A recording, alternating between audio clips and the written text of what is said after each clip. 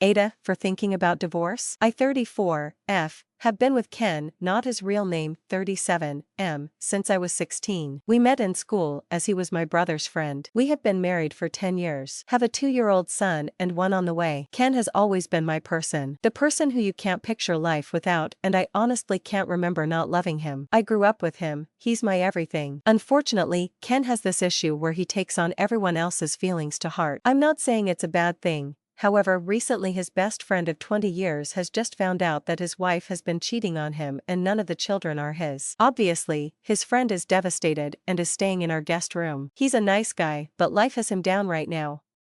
He started the process of divorce. The more time Ken spends with his friend, the more depressed he's become and distant. Our mornings used to start where I would wake up at 6 a.m. with our son and make breakfast, then about 8 a.m. I could wake Ken up with a coffee and some breakfast, before dropping little one off at nursery and going to work. Ken works from home most days, only going into the office on a Monday. So I'd give him his coffee, he'd give me a kiss, and then I'd go off on my happy little way. Then I'd finish work, get our son, and go home where Ken would be making tea. I'd clean up after whilst he was bathing our son and putting him to bed. I thought this was life. It might sound boring to some, but it was my life and I loved it. Our house was filled with love. We would spend our nights cuddling, talking, watching a movie, date night once a month. We would take our son out together on a Saturday and then on Sunday, go visit family or have friends over. You get the picture, I'm rambling. Sorry. Anyway, for the past month, things have been changing. Ken is more depressed. I make him a coffee in the morning and just get a mumbled, thanks. I'd come home from work and the friend and him would be in the living room watching sports. I'm now making tea, bathing our son, neither of them will barely talk to me. We don't go out on the weekends together, I feel like a single parent. I've tried to talk to Ken about it all, but I get one-worded answers. Then he stays up till about 1 a.m., which I know it's not super late, but I'm passed out by then. I'm exhausted, alone and pregnant. I miss my husband. Yesterday, I came home from work and you know when something just doesn't feel right.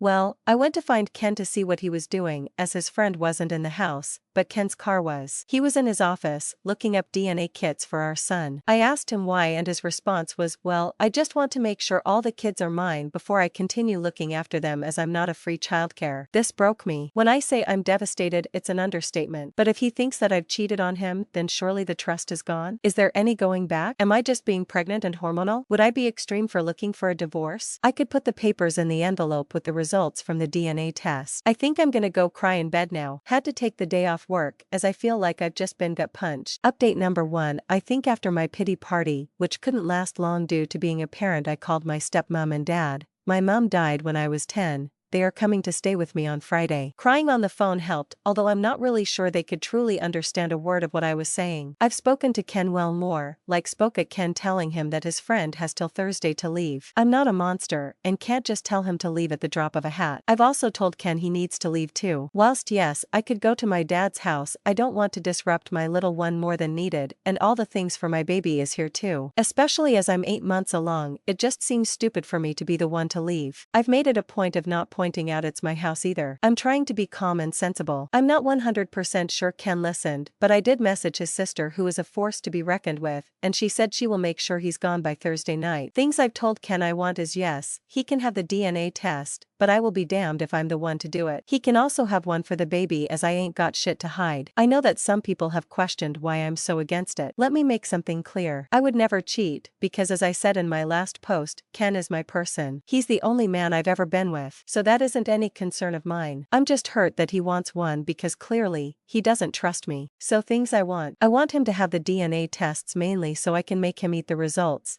Not literally, I'm just venting. I'm also going to suggest couples therapy. I already see one, due to losing my mum and my little sister in a car crash when I was little. I want to suggest he sees one alone, but you can lead a horse to water but can't make him drink it. I don't want to force him to do anything he doesn't want to do. I want him to maintain contact with our son. Yes, he doesn't believe he's the father right now, but that's no reason he should neglect him as he's his, and I don't want to upset my son. Yeah, he's only 2, but still he deserves all the love from both his parents. He's done nothing wrong. Then obviously this one when she comes along. Still not sure about the state of my marriage, but even if divorce is what happens, I need to be able to get through to him so he can be the father he was. Am I going insane?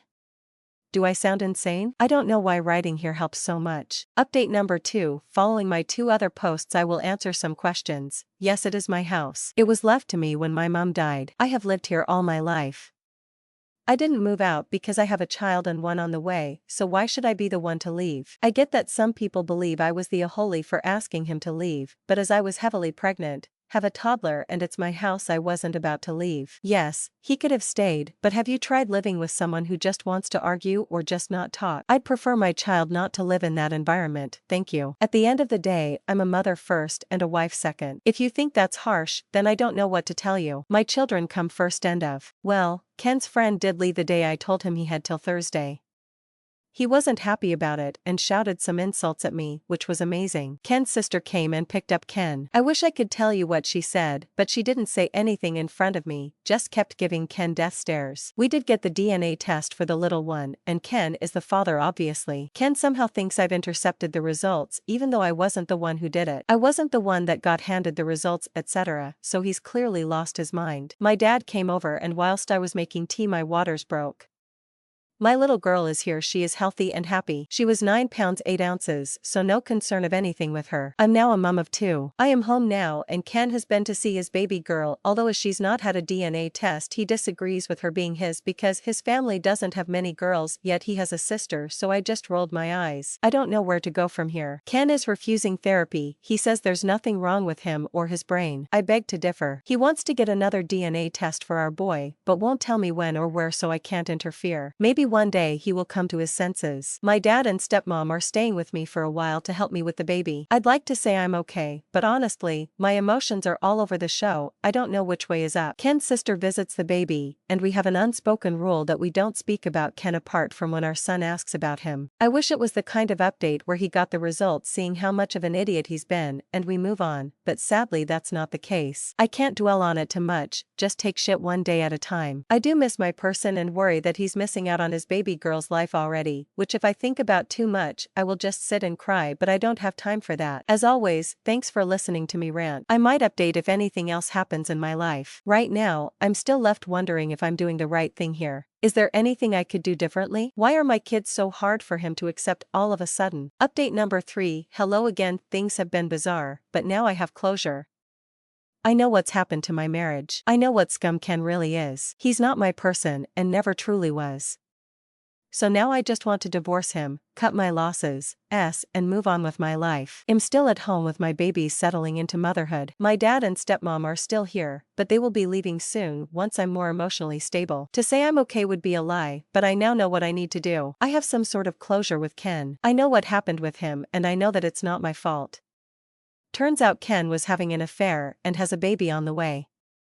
Even typing that makes me want to throw up. I found this out when a visibly pregnant lady just knocked on my door and asked me when I would be leaving the house. It's Ken's house. When I say this confused the crap out of me, I mean it. I talked to this woman for a while to try to work out what she was talking about. It turns out that she's Ken's side piece. Well, technically in her head, she's his fiancé. A month ago, Ken got down on one knee and proposed to her in my fucking kitchen, classy right? So they have been seeing each other for a while. She's having his baby. She believes I'm the ex-wife who Ken is letting him stay in his house till I get on my feet. We apparently broke up a few years ago, and none of my kids are Ken's. When I go to work in the mornings, Ken goes to her house and works from there. They were waiting for marriage to move in together. How are you trying to marry someone when you are already married? Fing weirdo. I asked for proof of all this. She has pictures of them together. Apparently, she has an account that they make content together. I told her we are still married and explained everything to her. I'm not sure what she's going to do. But hey, not my circus, not my monkey. Now I want a divorce. Is it true that once you talk to a solicitor about divorce, they can't represent the person you're divorcing? I want to go around our town and meet with as many solicitors as possible, as the first hour is free, so that he has a very hard time getting representation. Is that too petty? The house is in my name only, and is protected, so there is no way he can take it. I have all my money, and we do have a joint account, but that's just what we put our share of household bills in. I haven't spoken directly with Ken. His family has completely cut him off, and he's been kicked out of his sister's house. All those people that were concerned about him having a tumor or something wrong with his brain. I really don't think that's the case. I think his actions just caught up to him as his lies were going to come out once his baby was born. I think that's what happened. He got backed into a corner and tried to fight his way out. Through the divorce process, I will get the court to do DNA testing, so he has proof for both, even if he chooses to not believe it. I'm mentally exhausted from all of this, and sat wondering how I didn't notice. Might have to go for an eye test. But honestly, would I be so wrong for just making his life as difficult as possible to get legal advice, or is that too far? I want him to suffer. Last update, I'm okay. I totally just forgot about my ramblings on here, lol. I'm doing okay. I'm officially divorced from Ken. It took a long time to get to this part of my life, and at some points I actually felt like I was drowning. Both of my kids had a DNA test through the courts, and they are Ken's. He still doesn't believe it. Not my problem though. Ken is now in prison for domestic abuse. I'm not 100% on the details because I wasn't involved. It was his side piece. I'd love to say that sometimes I don't break down in tears and I'm completely over it, but I'm not. I've now gone back to work though after my maternity leave was finished. I got a promotion, and now I'm used to living with just us three. My kids keep me going, and I'm so proud of them. They go visit their grandparents and dad's side of the family, and they have been so lovely and supportive. His sister is still amazing. I don't really know what else to say. Just I'm okay. I'm divorced and my children are thriving. I can't thank Ken for a lot of things, but I'm grateful for my children. And that's it for today. If you enjoyed this story, don't forget to like, subscribe, and join us next time for more Reddit gems.